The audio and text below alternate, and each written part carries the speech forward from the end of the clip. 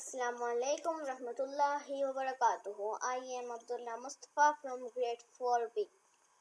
Today I am going to represent Mars rover on the surface of Mars.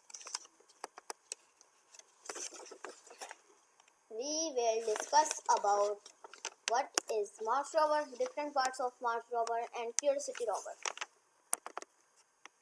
What is Mars rover? Mars is the planet which was discovered in 1961.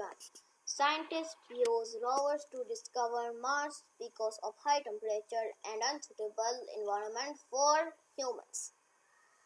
Mars rover is a motor vehicle that travels across Mars surface.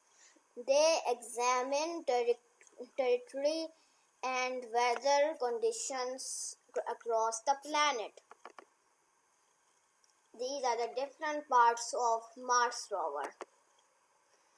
Curiosity rover. Total 5 robotically controlled rovers were sent on Mars.